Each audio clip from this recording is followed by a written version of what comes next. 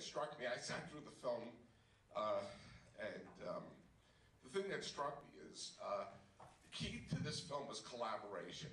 It wasn't me, it was collectively a group of really talented people who I had worked with on several films prior to this.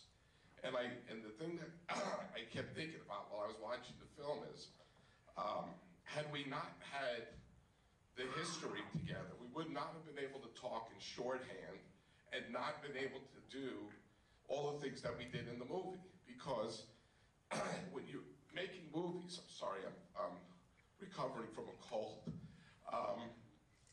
When you make a movie, and so much of it is like you put together this little family and then the family breaks apart.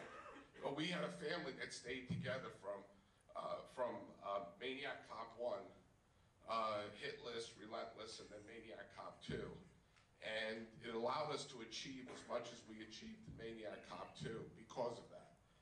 And I really have to thank them. The key among them is Spiro Rosados, who was the stunt coordinator. Spiro has gone on to have a huge career. He had the movie The Expendables last summer. And Jay Chataway, who did the music, Jay went on after Maniac Cop 2 to do Star Trek, the TV series, and now he's a very wealthy man.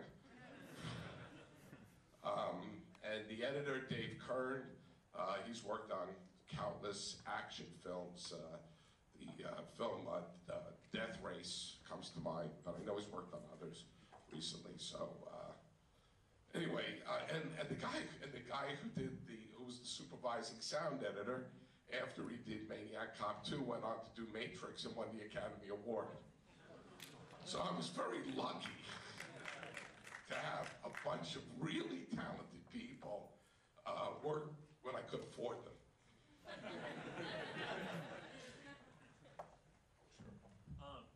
So I hadn't really thought about this until this viewing of the movie, but it's like the chinniest movie ever made.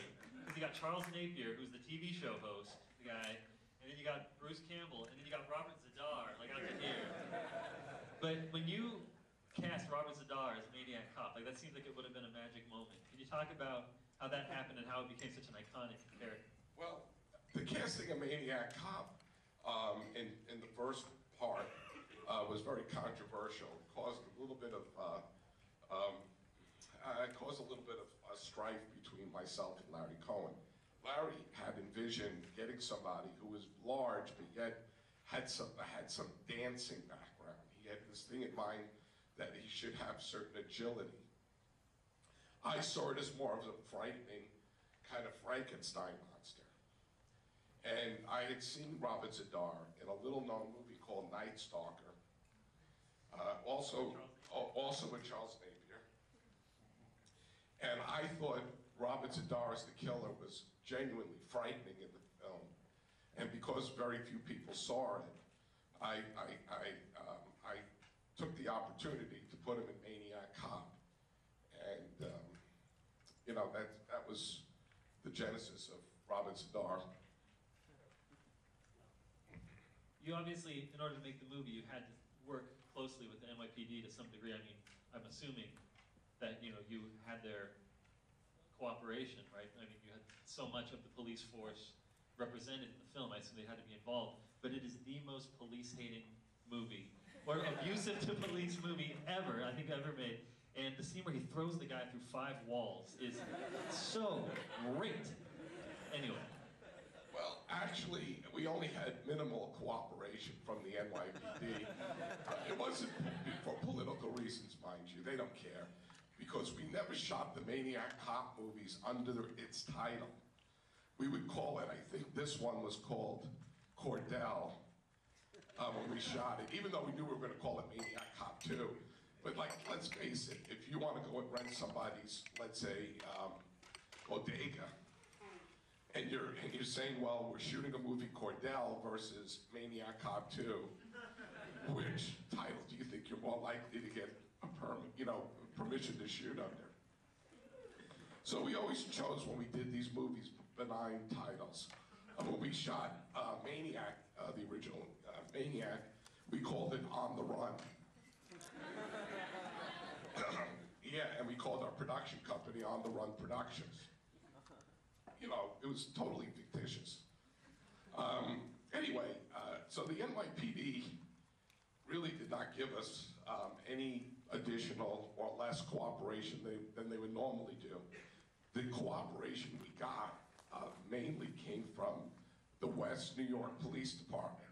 West New York is a city located directly across from New York City, so it has a vista of the skyline of New York, which we wanted. The reason we got cooperation from the city of West New York, an extraordinary cooperation, which is where we shot the scene with the taxi and going on its rim, and then her handcuffed to the car and all that, was because it was a couple of weeks before Christmas and all the cops wanted to make Christmas money. And we were Santa Claus.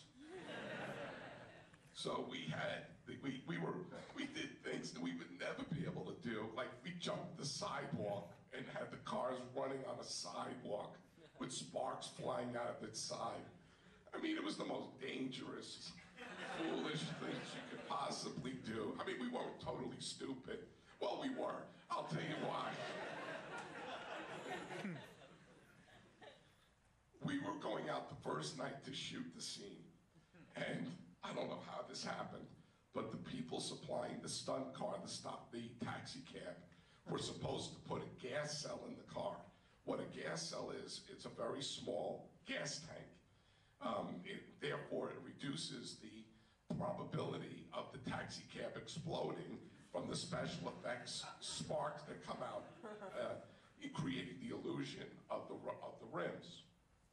Well, for some reason that I've never gotten an explanation for, the taxi cab shows up, and we're shooting, and next thing you know, we're shooting with the sparks, and next thing I see is fire coming out of the gas tank. And I'm going, that's not supposed to happen. And we pull the car over, we say, you know, we tell the stunt driver, stop, don't, you know, get out of the car, this thing is gonna explode. Just as we stop, all of a sudden the fire department from West New York shows up, and they see this fire coming out of the gas tank, and they totally think we're out of our minds, and they shut us down. Yes, I know. But I don't know how we got away with it, but we eventually talked to them, and I guess the police department really saw their payday going down the drain and tried to figure out a way, and we eventually were able to shoot. But they did, for a moment, shut us down, and they did give us a yelling at. And rightfully so, you know. We could have killed somebody.